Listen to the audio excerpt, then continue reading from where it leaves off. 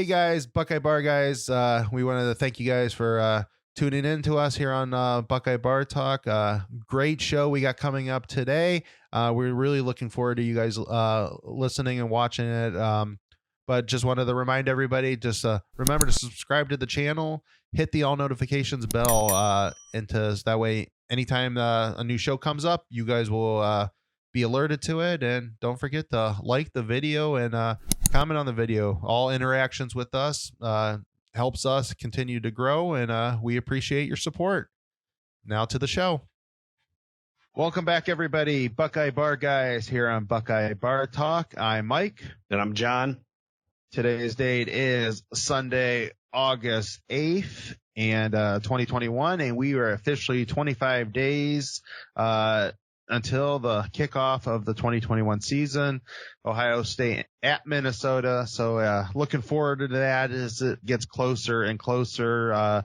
We're just coming. We're at the end of the first week of camp. Week 2 begins here coming up tomorrow for this week. And so pretty exciting so far. Just excited to get football back. Right, John? Yeah, I mean, heard a lot of good things at camp. A lot of young guys are showing up. So some interesting things about who's running with ones, who's running with twos, and we'll talk about that here in a little bit. But no, I mean, it's just so great. I mean, you definitely got further along so far this year than what you did last year. So yeah, feels like it's actually going to happen.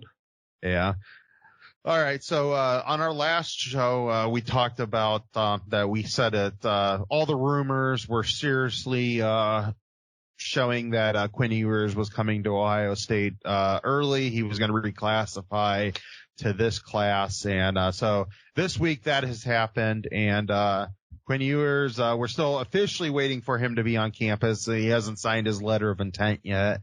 But from what we know, from what he released, from what his school released, he's going to be a Buckeye here shortly, whenever he just finishes up.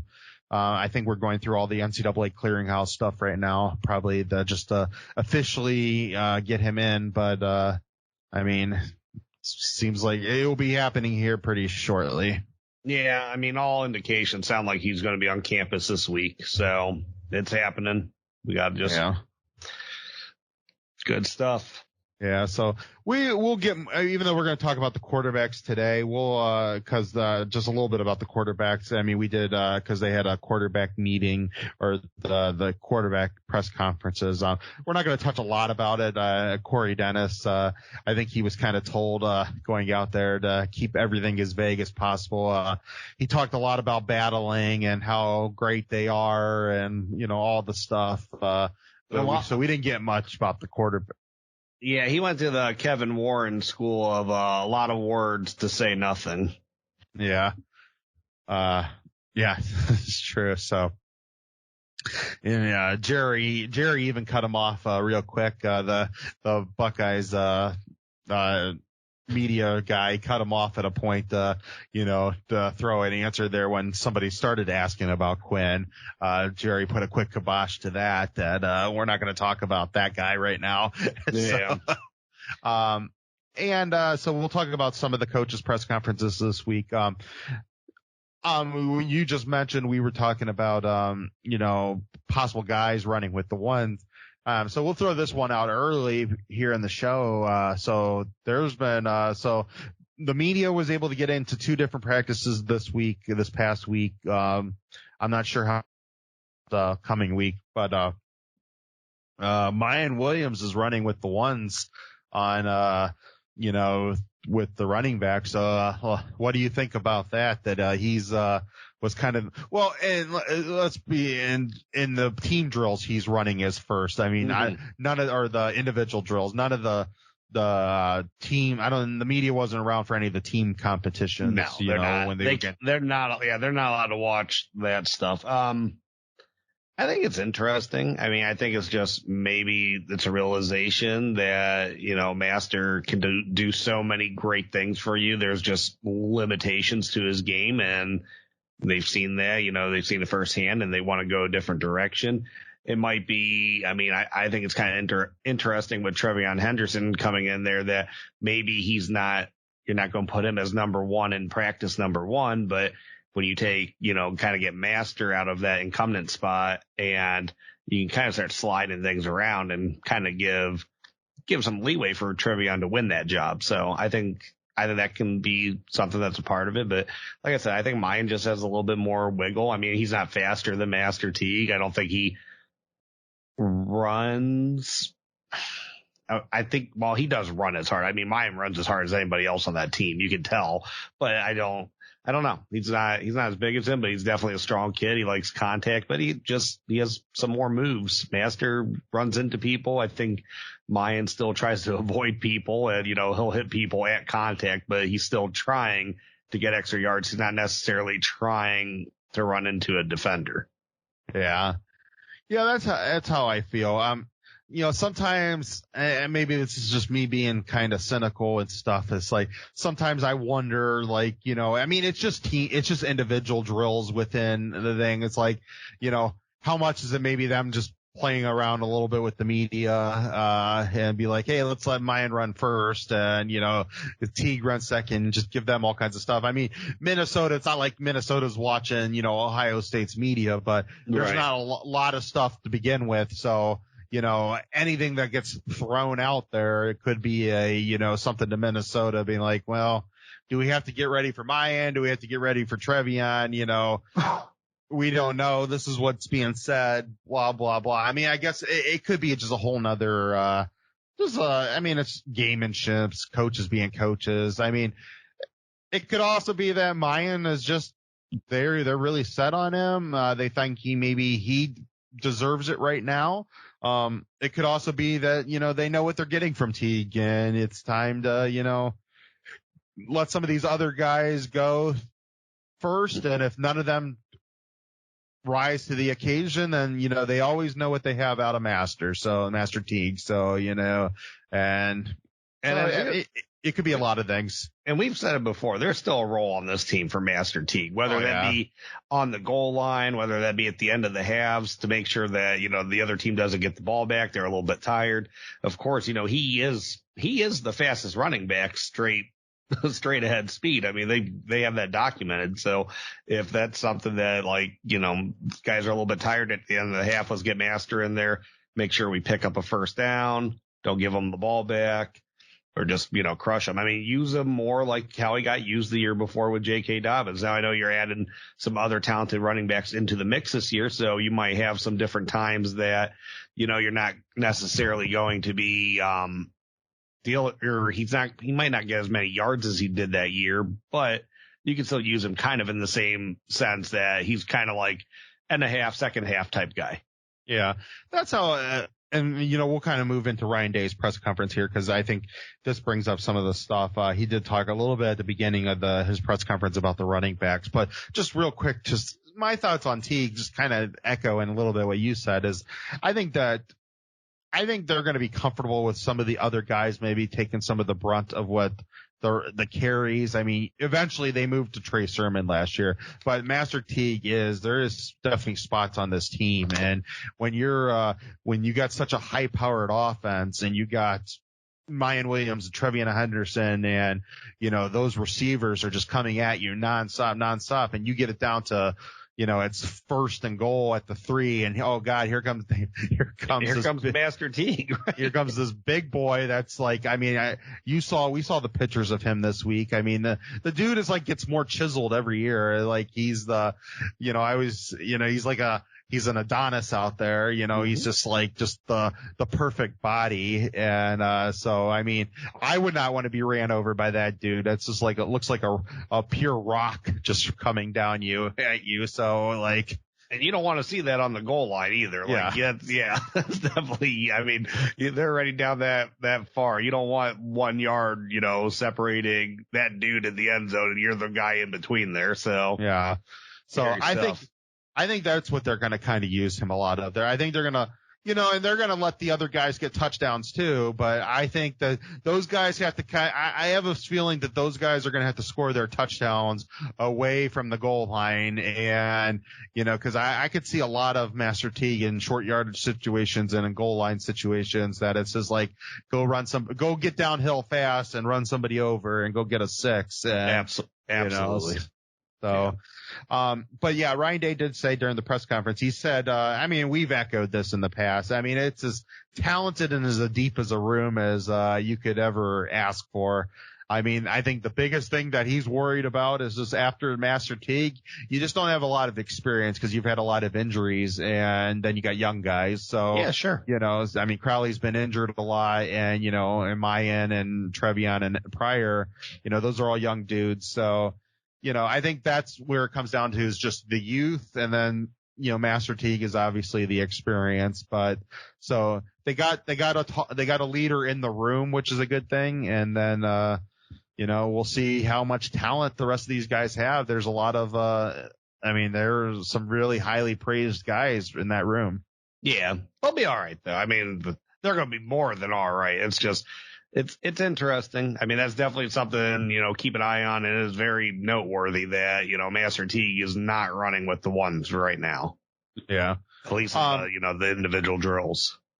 Now, speaking about the other running back that we have not mentioned, Ryan Day did talk about him. So Steele Chambers was running with the linebackers. So basically, I believe Day talked about this, earlier that it might be different things that they might be, trying to move him around a little. It seems like he wants to be a team player and see where else he might fit. It is a deep running back room. I mean, it's a deep linebacker room too. I mean, there's no room on this team that's not deep right now. It's kind of scary, but that's true. Yeah. It's just, they're not experienced rooms, but they're all very deep. Yeah. So, he basically, it sounds like from Coach Day's comments is that he's going to leave it up to Steele. If Steele decides that he wants to play linebacker, it seems like they're going to give him all the opportunities he wants going forward. So I think it's like kind of a trial period right now, see how he feels about it. And if he likes it and they like it, I think it's, we could be seeing Steele Chambers out on, possibly getting some playing time this year as linebacker. I mean, I like it also just because I think, you get in there the practices, you mix it up, you hit some people. I do think, maybe at that spot you get a better chance even to see yourself on special teams, going to make like kickoff team or whatever it may be. So, I know you see a lot of offensive players on kickoff teams too, but I don't know. I mean, I think it's the better move to get out of the running back room just of how crowded and how top end talented, Trevion Henderson is. Like so I think you got to get out of there. I don't know if it's necessarily easier to see the field as a linebacker at this point, but why not give it a try? And they told him, he can, wherever he wants to be, he'll play in that. Yeah. I mean, I think, probably somewhere in the back of his mind, Trevion, he's very heralded. If he comes in and looks like the part of what the hype is, it's going to be very hard for Ohio State not to play him a lot because, everybody's clocks are ticking. We'll talk about that in coming weeks with Ewers is that, right. You can only assume you're getting 3 years out of these kids. And so, especially in a running back position, if Trevion shows to where, they already have a shelf life on them that's shorter than others' positions. So, if he shows up to what his hype is, he's not staying past 3 years because, it's just get to the NFL, get paid is going to be his biggest goal going forward. And if he shows up to what his hype is, that's a person that just jumped Steele in that room, Yeah, exactly. He's on a different, he's on a different level ranking wise, what he did in high school than what these other backs. Yeah. So I think Steele's probably just thinking some of that. He probably wants to see if there's, it's probably the best thing for him if there's other places he could play. And then whether that ends up being at Ohio State or somewhere else, it's just, add another skill to your resume that, hey, I can also play linebacker. And if somebody needs me to play linebacker, I mean, that's a transfer possibility right there for him. So, everybody, and especially in the modern college football where the transfers are going to be more open up and stuff like that, is that everybody's got to look out for themselves. So you got to be looking out for the team, but you also got to be looking out for you and so, I respect that, go see, if there's another place you can make an impact, whether it be here or before, somewhere else. Yeah, and Ohio State's doing a lot of different things now defensively with linebackers and safeties. So, there could be a spot somewhere there for him. Yeah. Well, speaking about safety, so the first question he got, Ryan Day, is on the USC transfer. I'll just say the first name's Pele, right?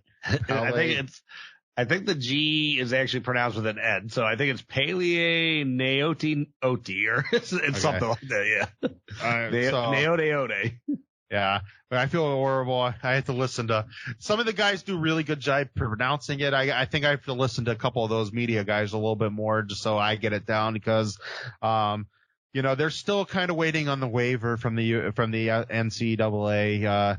Kind of sucks because he put in for the transfer before the transfer rule went into place. I think it should be just a blind stamp and like, is he eligible to play at Ohio State? Yes. All right. Here you go. I agree.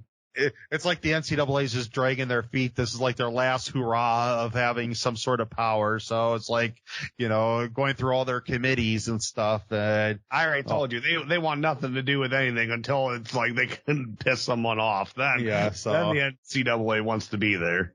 Yeah. So, a lot of good stuff coming possibly from this kid. I know he's running. He's actually at practice. He's not running with any of the first or second teams. Ryan Day did say it would be kind of stupid for, them to do it. If they, if he doesn't get his waiver, then, that's just wasting practice time at somebody else that could be playing. But if this kid ends up playing, especially when that they, want to go to more of a mobile defense, especially on that back end, with bullets and, mobile linebackers. The kid can move.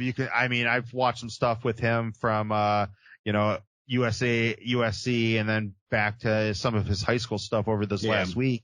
Just because I wasn't too familiar with him when at USC. You don't get USC's not such a biggest draw anymore, so that you don't get him in a lot of good TV slots. Right. Anymore. Yeah.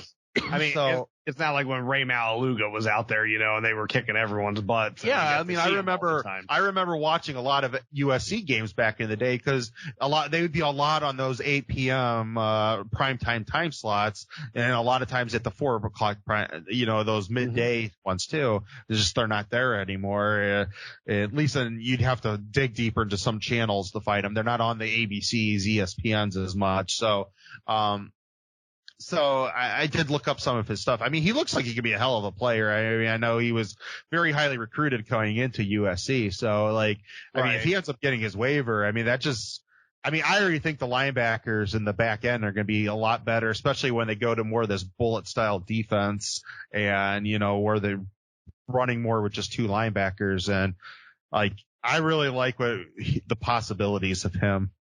Yeah. And again, everything I've read and heard, they pick out who was the former 5-star linebacker. You can see it with him running out there. It's just, he can't get the reps because they don't know if he's going to be playing this year. So they got to get those meaningful reps to people that they actually know are going to play. Yeah. And then just one last thing on the running backs before, even though we were on linebacker there, just quickly throw one more thing in on my end just before we move on to some of the other position groupings, is that Day did say that he's definitely looking very good as pass blocker, which obviously is very important at Ohio State. That's like one of those things, and the receivers have to go through it, and so do the running backs, that you better know how to block before you ever think about getting on the playing field. And so it sounds like he is looking really good, starting to look really good pass blocking, which is good.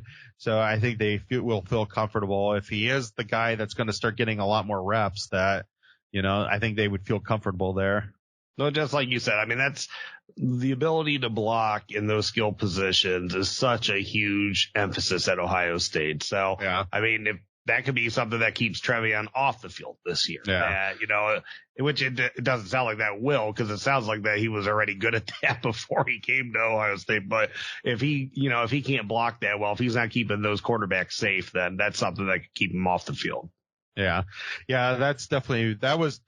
That was obviously something that Meyer really harped on, but something that Tressel very much harped on too. I mean, I remember him back in the day at his press conferences, Gonzo and those guys, Santonio Holmes, there was no prima donnas in that room. Right. You better know how to block downfield. And I mean, that kept up with Meyer. That was always his philosophy. And it seems like that's Coach Day's philosophy too, which is a good thing because, I mean, this shows how unselfish those skill rooms can be when you go out and block for somebody, go out and block for your teammates. Absolutely. So Line, he had a lot of good things to say about Josh Fryar. It sounds like, Josh Fryar could be one of the starters. I mean, from a lot of the sounds and from the different things that we've read from the different practice reports from the media that's actually out there. So, I mean, I'm looking for, if he ends up being as good as what he's being hyped up as possibly being right now, I mean, that could really solidify the line because it really sounds like, what you're getting with Paris and with the two tackles. Sounds like Harry's looking really good. Yeah. Now if they can just finalize that last position, whether it's Fryar or, Matthew Jones, it's Jones, right? Or Johnson? Matthew Jones. Yeah. As long as they can solidify that other spot. And right now it's, just reading some of the tea leaves, it kind of seems like maybe Fryar is the leader in the room. But, I mean, he said that he's done a lot to change his body, and he's done, he's really getting the reps in to become a more consistent player. And that's the biggest thing. It's just consistency. Right.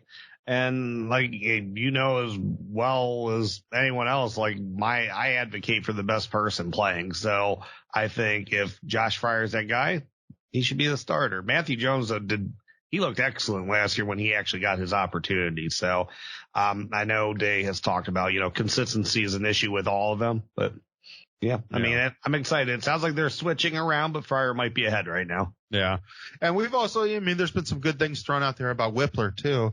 I mean, it seems like they got a lot of options for the middle of that line and, and then you still got, Big Thanos for the line. So it's like, this could be like, I know you're going to put your 5 best, 2 tackles, 2 guards and center out there, but, it seems like there's a lot of depth, if there is an injury that they definitely have a lot of options about, moving people into the lineup. Well, what's his another name? Enoch Venati. He's supposed to be looking great. Jacob James is looking good. So, I mean, there's just been a ton. And even, some people have talked about good things. The couple of the freshmen are looking really, they're raw, but they're looking really, really good too. And so, I've heard Mikowski's looking good and which is a good thing. I know that, Stud always kind of gets harped on. A lot of people forget that MPF and, Paris were the top tackles of their class, but, he gets a lot of, crap for,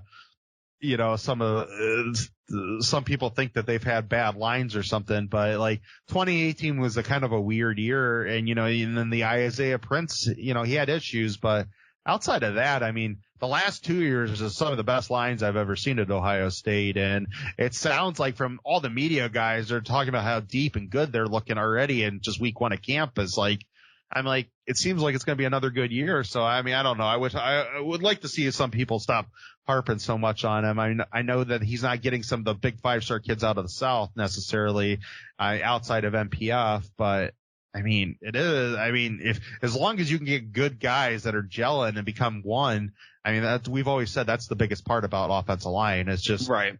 5 guys that are one. And, if you can do that, you can become a hell of a line. Yeah, he doesn't really seem to have issues developing them. So I always think that gets overblown with him with his line recruiting. He gets plenty of studs, play out. No pun intended. Right. No pun intended, but he gets plenty of studs for his offensive line. They're just mostly interior guys. But that's another thing. Donovan Jackson that's been there for a whole, 3 weeks, a month and a half, whatever it's been. I heard he's looking amazing that he's already possibly running with the 2s. Yeah. So then moving over to the tight end position. So Cade Stover, it seems like that's right now that's the guy that Day's kind of singled out that needs to be Farrell. That you had Rucker, you had Luke Farrell last year. Farrell was the bigger body out of the two of them. That was the better blocker, and it seems like that's where they want Cade to be. I mean, you've been hearing, I mean, they've talked, I mean, there's been a lot of gushing about him so far about, the whole, I mean, I didn't even know there was this thing called the Iron Buckeye. Some of the media guys didn't know neither because a couple of them asked, what's the Iron Buckeye? So, yeah, but they have an 11-week summer workout program, and I guess he's just the guys that are the best. Yeah. He didn't miss a day. So, yeah. I mean, that's pretty good to hear, but, I've really liked I've always said I wish they would get it to the tight ends a little bit more, but I've actually liked the 2 years of Day as the head coach a little bit more than a lot of the years prior. Just that I think that they were finally kind of remembering that they do have tight ends on the field. I know you got superstars all over the outside, but every now and then, if your tight end's on a good matchup in the middle, throw him the ball because it's a guaranteed first down at minimum. Yeah, and I mean the things I'm reading and hearing about Cade Stover is just like, I mean the kid guy, he was recruited as one of the top linebackers. Like they said he is just such a nasty blocker that he's going to be a better run blocker than the guys that were there before him. Yeah. So, and then it sounds like he's, looking really good. He's probably the second tight end by the sound of things. Yeah. Sounds like G. Scott's still adapting. He said, they asked him specifically about it and he said, hey, he's learning the position. So, but I mean, we obviously know there's a lot of talent there and, I believe we'll definitely see him on the field as a tight end and a guy that they can move around some outside of Rucker, probably later in games, when there's, when games are in hand that, he'll probably get his opportunities. Well, I'm not sure G's ever going to have the body to line up, put his hand down in the dirt to be a tight end, but yeah. He could be one of those, those H-back style tight ends that are just kind of moving all over the field. There'll be times you might think he's a wide receiver the way they line him up. So, I mean, I definitely could see that. And, again, it gives a lot of options for Coach Day and Coach Hartline and Coach Wilson in the future that it's like, hey, there's so many different, when you got this many players, sometimes the best way to tackle it is maybe come up with types of just different guys are in different formations. And, on this specific formation, Stover's in the game. On this specific formation, G. Scott's in the game. And it's just kind of, and then just kind of see if the defense can handle that type of stuff. And Day might still have to figure out a part of the offense that he can kind of get to work with G also. He might have to be kind of putting, writing some new plays in there. So, yeah. But yeah, exactly. It's going to be, it's a work in progress. It's a new position. I don't expect him to be, jumping Cade Stover anytime recently, but he'll get some mop-up duty in games and they'll see what they can do with him. Yeah. And then we'll just kind of just quickly move through some of the defense and stuff that he talked about. So, Tyler Friday, we found out is pretty much out for the whole, camp and is going to miss most of the season. And when you miss most of the season, it's probably going to be the whole season. I mean, yeah. When they say most of the season, it means they're not expecting him back till November at the earliest. And at that point, you might as well just keep him back for if you're going to keep him back for a possible playoff run. Yeah. I mean, that sucks because he's had a hard time, like last year, I mean, just that goofy year, being able to contribute last year, but he flashed some real good things his freshman season. Yeah. I think he sacked Trevor Lawrence I could be mistaken on that, but I think he got a sack in that Fiesta Bowl. Yeah, I think it sounds familiar. I think he did. So he talked about Jack Sawyer and JT, said, hey, they have their opportunities now that we're going to need them to get on the field sooner than maybe even they thought. Everybody's gushing right now about Jack Sawyer. I mean, I've heard so many positive things, just how much of a freak of nature he looked. I mean, the picture got released this week of those two, and I mean, JT looks huge. I mean, considering that this kid was just came in, I mean, he already looks good, but you could see the definition between the two of them. That you could see that Sawyer has been in mixed programs since January, because oh my God, that guy looks like. I mean, he looks. If you would line him up next to Tyreek and Zach Harrison, I mean, you would say they're all upperclassmen. Yeah. I mean, he doesn't look like he's a freshman. And so, I mean, that's freaky. I guess Zach Harrison's looking like a monster nowadays, though. Which is freaky too. I mean, he looked really big. I mean, when you saw him at the Big Ten media days, I mean, like, man, if he's ready to come to town now, I mean, and Tyreek is just itching. I mean, this could be a very special defensive line again. They didn't get to really showcase a lot last year because of COVID and some of the injuries. But I mean, this year, I mean, the depth is just going to be just pretty wild. I was thinking about that. Like 2019, I mean, Zach Harrison came in very raw. Like Zach Harrison's been a very raw project. His athleticism alone, he got 4 sacks in 2019. Like that kid, as long as, he's been a sponge and he's picked up with Larry Johnson, was able to, the knowledge he's able to impart on him, he might be just as good as any of the rest of them this year. And I think this year's defensive ends, I've said this in the past, they are really reminding me of what the original Rushmen were when you had Tyquan, Jalen Holmes, Hubbard, and Nick. Yeah. And the reason why I say that is because they were all so solid, and everybody knew Nick was, Nick was the best. Right, yeah. Nick was the next coming, but Nick got about as equal playing time as all of them, so you couldn't single on him. And like when Chase became up, like Chase was singled on a lot, especially when you saw towards the end of 2019. I mean, just the type of beatings he was taking because everybody was on him. I don't know who you're going to put, like, who are you going to actually double team? Are you going to double team Zach Harrison? Because, if Tyreek or Jack Sawyer or Baptiste, I mean, if any of these other guys on the other side is just as liable to go take out the quarterback as Zach Harrison is, and that's not even counting the pressure you could be coming up the middle. So, like, I know.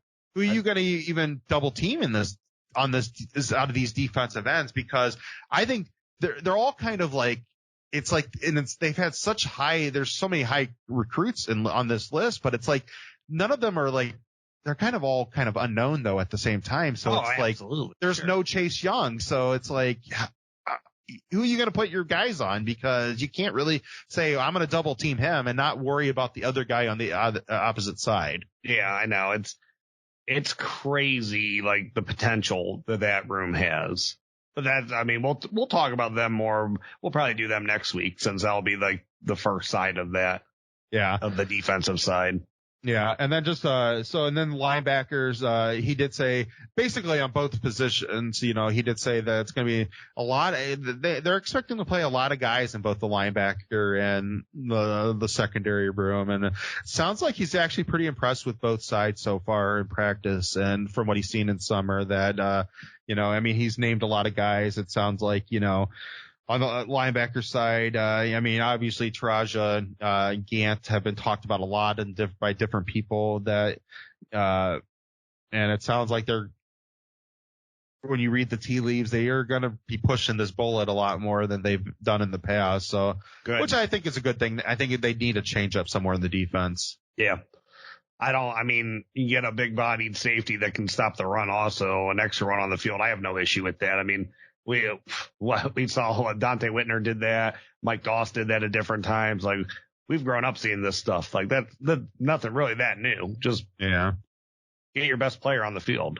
Yeah, and we'll talk about a little bit about secondary here in a minute when we talk about Combs' press conference. But just the last thing I'm going to throw out about Day's press conference is the 3 freshman receivers. And yes, I did say 3 freshman receivers because he individually singled all 3 of them out, including Jaden Ballard, which is, we're here in Stark County, from right here in this area, Massillon. And, we know a lot more about Jaden Ballard than probably a lot of Buckeye fans just cause, we've grown up with, we have some strong Massillon supporters in the family, Sure. that you live here. So, we've been to games that have seen him play and, but it was nice hearing his name too, cause I always figured he was more of a year away. Like that I saw what, Emeka and Marvin Harrison Jr. could do on the spring game. Fleming and JSN are going to get the bulk of the next team opportunities behind the two big guys, so those were the 6, and then now it's possibly 7. And because some of those other guys have left the team that we've talked about in the previous weeks, I was set that 6 would be really nice, but my God, if they could somehow work a 7th guy onto the field somewhere in spot positions, like I'm not saying that they have to do, probably Ballard is at the bottom of the rotation when it comes to rotational stuff, but I think he could even get, if he proves himself, I think he's going to actually get in times when he's got whoever the starting quarterback is throwing the ball. I know we're not necessarily talking about all of them right now, but it's going to be kind of crazy at the end of some of these blowouts or like second half of the blowouts.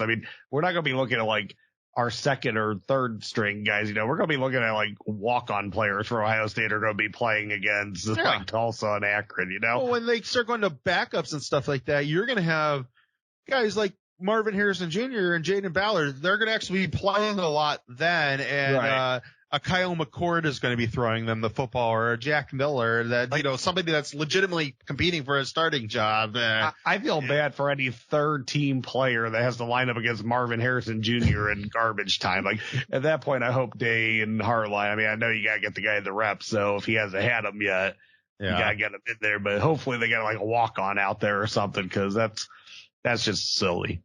Yeah.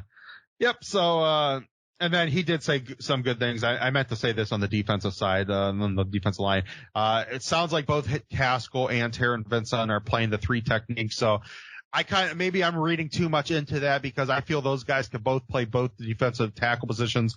Yeah. He even said they could. So maybe I'm reading too much into this. Maybe not. But to me, that means that, they like what they're seeing out of the nose tackle spot right now from the other guys that he's saying that both those guys are going to be in the 3 technique rotation. So, if that's the truth, then God help other teams because that means if they solidify that 4th spot in that defensive line, then it'd be nice if like Jared Cage and Antoine Jackson, if they took that next step this year. And I hope they do.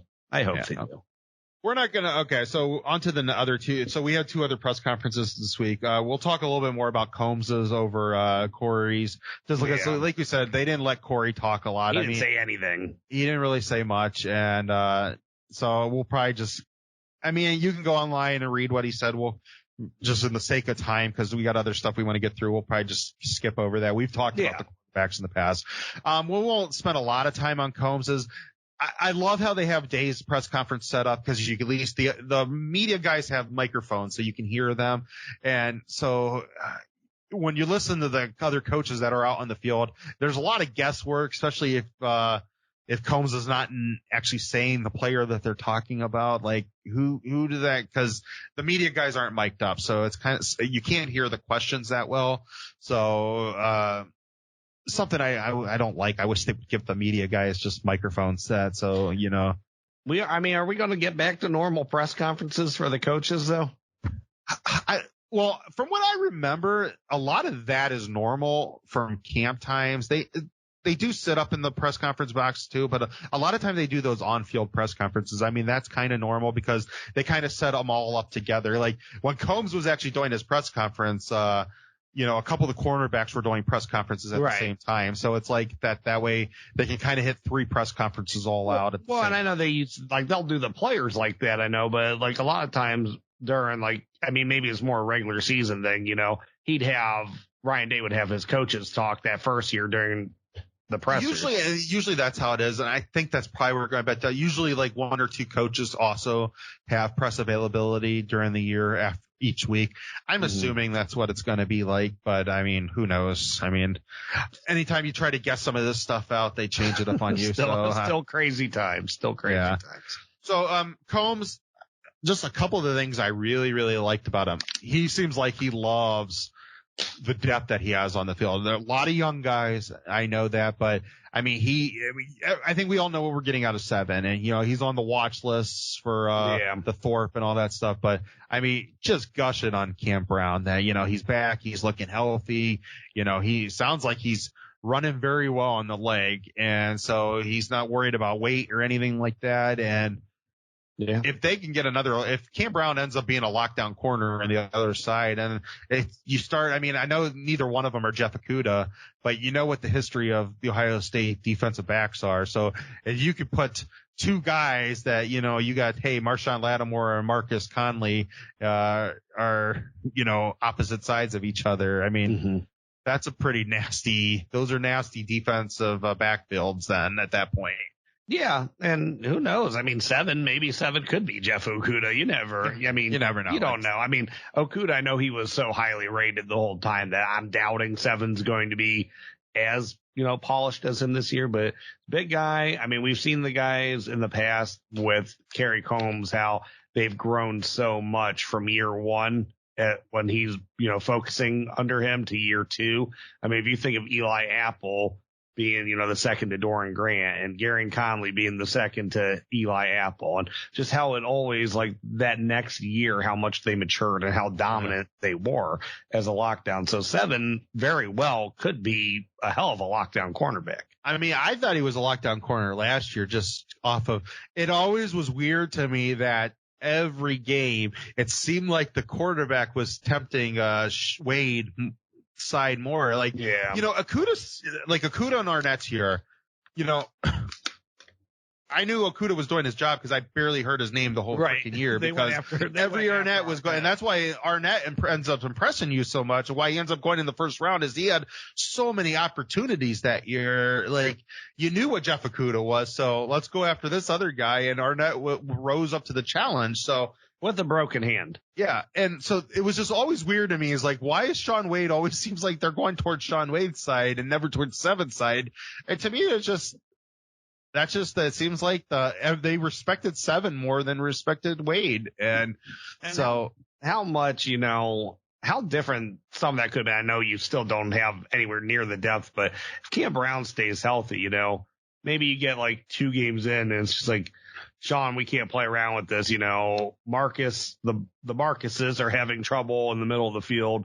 We need you to kind of go back to your natural spot, and Cam's going to be the other outside guy. And who knows what could have been. Maybe they wait a couple weeks. Maybe they wait the whole season, and maybe that is something Clemson and Alabama gets to see then come, Shaun Wade ends up on, Devontae or something like that, and they just start screwing around with the middle of the field. And that was a hell of I think that's a possibility.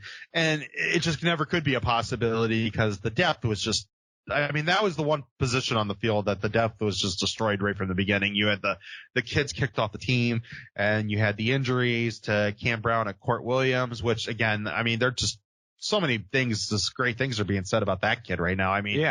That he's like the last guy to leave at night. How did Combs word that? The most diligent worker he's ever been around on any level. Yeah. First guy in, last guy to leave. So that's that was a pretty big deal. That's high praise for a guy that was a couple years in the NFL. Yeah. Yeah, exactly. It sounds like the depth is there. It's just now getting these guys playing time. And it sounds like Combs wants to play a lot of them. He's like, I'm going to play a bunch of these kids because that's how I'm going to keep them healthy, is just, fast and furious. Let them keep rotating. And they just have places all over the field where they can do that. And, but probably the most impressive thing I thought Combs said in the whole press conference was just how he praised Matt Barnes. And Matt Barnes, we don't know a lot about Matt Barnes, and it's like he said that was the perfect compliment to him. That Combs said that. I'm messing the quote up. He said that I'm not really X's and O guy or a technique guy. I just get them all ready to go. And he just was praising how just technical that Matt Barnes is. So, I mean, if they get a guy that could really teach these guys just the ins and outs of the position and just how to all the different things that to be successful secondary guys, and then you got the Kerry Coombs being Kerry and just allowed to get them all fired up and go hit somebody.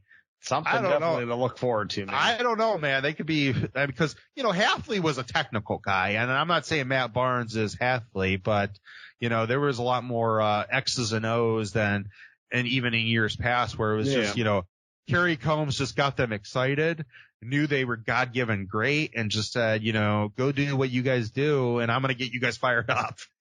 Yeah. And, he had some good stuff to say about, like, Josh Proctor, too, that Josh is finally becoming more consistent. He's that guy that, places that he wasn't always in the past. He's there on the field now. So you love to hear that because, I mean, that guy has been so hyped for so many years. It's just going to be like the next Malik Hooker. And he might not be Malik Hooker ever, but he can hit people. Yeah. Yeah. And then just the last thing I kind of want to share on Coombs is the comment that he made is like, hey, you have to be a dude to line up against our receivers. So, it's the best place in the world for them to get better is to what sure. They're not going to play a receiving core even when they get to the playoffs. I mean, I hate to say it, and I'm not saying we're going to win the national title, but nobody in the playoffs is going to throw a better receiving core out there than Ohio State. So, they're not going to play a better receiving group than they're playing this in practice. So, I mean, that's if they are letting the receivers go hard on them, and from the indications when you saw that big catch Garrett Wilson made, they had a big catch this week, and those two guys were tugging on him. He was tugging on them. So they're letting these guys go at each other. And so they will be ready to go because I think that they are getting ready to go against the best guys that they're going to play all year. Yeah, and I agree. I mean, the only thing maybe at the end of the day you get Clemson, you might get more physically imposing receivers than what you have on Ohio State. But talent-wise, all the other ins and outs of the position, speed, quickness, hands, route running, technique, like the Ohio State's going to have that over everybody this year. Yeah, exactly. All right. So our last segment, kind of what we did last week is, we're going to go through the offensive line and the tight ends. So we're going to pick who we think are basically the starters or most reps. I think for this one, we'll just, it's most reps, but let's starters, most reps, whatever. Who's going to get the most snaps by the end of the year in each position? And then kind of, do we want to do the breakout and MVP? I mean, yeah, kind of hard on the tight ends because I think there's not as many, but we can maybe combine those two. Yeah. Like breakout and MVP. If you think Rucker, like out of the entire 7, if you think Rucker's the MVP, go ahead and say so. But but that's fine. Yeah, we'll combine them all as one there. All right, so we'll do tight ends first. I think we're probably both in agreement that if you're in a one tight end set, Rucker's the starter. Yes, because you need him to be. Yeah. I love Jeremy Ruckert. I actually do think he's going to break Hartsock's most receptions in a season. I think he'll get that. I think that they're going to make that a big thing, and they're going to try to get him probably between 3 and 5 catches a game. And I think that's going to be a focal point because how good the receivers are going to be. Don't forget about the tight ends too, and that's a safety valve for young quarterbacks, and so that's where his experience could really come in. Right. I mean, I don't remember too much of Ricky Dudley in '95, so Jeremy Ruckert's maybe not by far, but he's the best pass catching tight end I've seen in Ohio State. Yeah. Yeah, I mean, and I would bet to say most people would agree with that probably watched the team longer than I have. I mean, we were younger in '95, and I don't appreciate tight ends like I appreciate them now. And, when you're lost on a team with Eddie George and Terry Glenn, that can happen. But, I remember how good he was. Yeah. And, he was definitely a focal point of the offense. But yeah, no, I agree with you. Ruckert is I mean, he's just phenomenal. And I think if they go into a 12 personnel, so they're in a 2 tight end set, I think, I'm saying just off what we've heard right now, Cade Stover is that guy. I mean, I don't think there's anything in there that says that he's not going to be, but I do think that they're going to find some situational spots for G. Scott. I think especially if he's keeps improving during practice, I think his talent level, they're going to want to kind of get him into that Pitts positioning, like how Florida used Pitts. And then you think about Aaron Hernandez back in the day and some of those guys that, kind of use him in the slot, maybe use him in the backfield a little and try different things with them. Yeah, I can see that happening, but I agree. I mean, if you're saying 12 personnel, the first 2 will be Jeremy Rucker and Cade Stover. Yeah. And then I think breakout and MVP on this situation it's going to be Rucker. Like I said, he's going to get over those 30 something catches. I could see him with, probably, I don't know what Dudley had touchdown wise in the mid 90s, but I think he'll have the most touchdowns by a tight end that we've seen in a long time at Ohio State. Now that doesn't seem like a lot because they don't get a lot of, but I think he's not necessarily going to be at the end of the year. You're going to think, man, Jeremy Rucker did all this stuff for him, but I think he's going to be a place where he's going to make some significant plays through the years. I mean, you saw them against Clemson, and, Clemson forgot Ohio State had tight ends, and, and that's what's going to happen this year. There's going to be just some games that these teams are just going to be so focused on our receiving core, and how can you not be, and our running backs, that you're going to have tight ends in the middle of the field that are just so wide open that, it'll be almost impossible to miss them. And I know, like, Gronk's a little bit bigger than some of these other guys, but with the Kelseys and Kittles in the NFL now, Jeremy Rucker might be looking at a spot that he might be a high second round, maybe even sneak into the first round. Yeah. If teams need that playmaking tight end, enough. Yeah, I could definitely see that. All right. So offensive line. So, let's go, we'll go position by position on the offensive line. So, who do you think are I think we both agree on the starting tackles, right? It's Munford and MPF. Yeah. I'm hearing stuff from, and I think other people, they've said that they've heard things that Ohio State's going to go like the best line that they could do, which might be 4 tackles, but I don't think we're going to see that as the primary line. So I'm going to go with what, I believe makes the most sense. And that would be left tackle is going to be Thayer. Right tackle is going to be NPF. Yeah. And they might play a little bit in here. Like, I could see them maybe in goal line situations. Maybe that extra tight end might be DeJuan Jones. Like, I could see this year where, they could do a lot of different things where, he might throw a lot of different things at teams just make them, if all it does is make somebody have to take an extra time out of practice to prepare for something because, kind of like what he did in 2019. He did a lot of different things with formations and different things. And I could see them going back to that. They're going to have the practice time to do some of that stuff. Yeah, I agree with you. Based off what he said on guards, what he said on the other day. So I'm going with Paris and Fryar. I think that that's your 2 starting guards.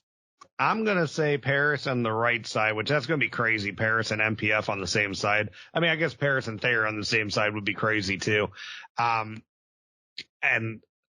I'm just going to be different. I'm going to say Matt Jones because we saw him play last year and, he did well in big moments. So even though it seems like everything might be pointing to Fryar right now as the one, I'm just going to be different. Say Matt Jones is going to win that spot.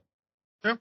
Hey, I could see it. I mean, I don't think they're going to go wrong on either or, especially if Fryar is ready to play, then either guy I think right now could be very easily be able to anchor the team. And then everything we're hearing, I think Harry is starting in the middle and it sounds like that he's healthy and he's looking really, really good. And it's like that he has kind of turned that corner and being what the hype of him was. And so, yeah, and it sounded like he had a torn labrum is what they said, or like partially torn. Yeah, it's just that's hard to be a lineman. God bless linemen, because some of the stuff that they play with is like some of the most ridiculous things. And I know they're not out there running and catching, like you can't necessarily be a receiver with a torn labrum or whatever. But like when you hear like Josh Myers and, you know, what he was playing with, and, you know, Wyatt Davis, I mean, dude could barely walk the last how many games, and you know, so like, but I know they're tough, but I mean, torn labrum. I mean, I just trying to imagine like pass blocking somebody with that going on like that. No, thank you. Yeah, not for me. My breakout, I think, I'm gonna say I'm gonna go with just he only played a little bit last year. I'm going to say Paris, just because, and I don't know if it's necessary he could be a breakout, but I think he's going to be there. There's going to be an interesting discussion at the end of this season, I think, is that should we move him back to tackle? Because I think he's going to be that phenomenal as guard. Yeah. I mean, I could definitely see that. You got to move him back to tackle. I don't know. You got to, and they will, but they're going to have to talk about it a little, because I think he's going to be just a nasty interior offensive lineman, and he's going to be just kind of what we saw against Clemson, but it's going to be, and that's why I'm going to say that's the breakout this year, because we didn't get to see him a lot last year, but when he came in, he looked phenomenal. I'm going to go a little different guy that actually played a lot last year. My breakout is going to be Harry Miller. Yeah, I like him. Switching down to center. He's healthy. You know, he's such a smart guy. I think he's going to do great at center, and he's going to be real crucial for those new quarterbacks. And he had a rough time against Michigan State, but you know, that was he got better as the game went on. But yeah. I think a lot of people are going to forget about the Michigan State game. I think he's going to be that good of a center this year. Yeah. My MVP is, I'm going to go Big Thayer, man. I think Thayer is going to make himself the number one left tackle in this draft, and he's going to be first top 10 NFL draft, first left tackle off the board, whenever that is, whether it's top 5, top 10. But I think he's healthy, and he's going to show. I don't think Thibodeau is going to have that good of a game against them, and I could end up eating a lot of crow. They could still win, and Thibodeau could have a great game. But yeah. I think they're going to show that, especially Munford in that game, because you're going to want Thibodeau. Thibodeau's going to want to show himself off against Munford, in my opinion, and I think Munford's going to win that game, that battle, more times than not. Thibodeau will get in a couple times, but you know, both those tackles didn't give up any sacks last year. Right? Did they give up any? Thayer Munford, I just think is. He's going to be just the real deal this year, and I'm looking forward to it. I was telling our dad the other day, because I was telling him about that the Ohio State just how they made that thing about, you know, you can buy the players' jerseys and stuff, and I'm like, you know, my boy from up here, I mean, I know he's originally from Cincinnati, but he ended up playing for Massillon. But they sell a Munford jersey. I'm getting a Munford jersey, because I'll get the boy from Massillon some money, because you know, I think he's going to go first pick, or first left tackle pick this year. I like it. My MVP, I'm going to go with the other tackle, and I'm going to say he's going to become the first left tackle taken in the NFL draft. I think MPF has finally got the size. I mean, we saw it last year. He's got the mobility. He's got the hips. He's got the footwork. And from everything I've heard, he's a lot, you know, he's stronger this year. So not only can he still dance and get in front of guys, but he can punch them now this year too and get them out of his way. So yeah, it's going to be, I think someone kind of like what we saw with the Browns a couple years ago, you know, they're going to draft a right tackle to be their left tackle, and I think he'll be fine. So, and that's now because of the Browns, that's a thing now. And I mean, I don't know if anybody ever did it before the Browns, but that's just the one I know. That is a thing now where a guy that was eventually supposed to play left tackle never got his opportunity because there was a guy older than him there. But I don't think you can go wrong with either of these guys. I think they're just going to be the bedrock of that offensive line, and that's just going to be scary. If you get anything out of the left guard, this is going to be a nasty freaking offensive line. I can't wait. Yeah, exactly. All right. I think we will call it a night on that one. So Go on, take us out of here. All right. Well, thank you everyone for stopping in tonight at the Buckeye Bar. I'm John. Mike. OH. Io. Thank you for tuning in to this week's Buckeye Bar Guys on Buckeye Bar Talk. Don't forget to subscribe to the channel, hit that all notifications bell so you see when new content is added. And please remember to like and share so we can grow our audience.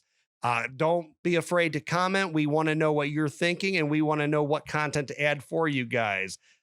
OH. Io.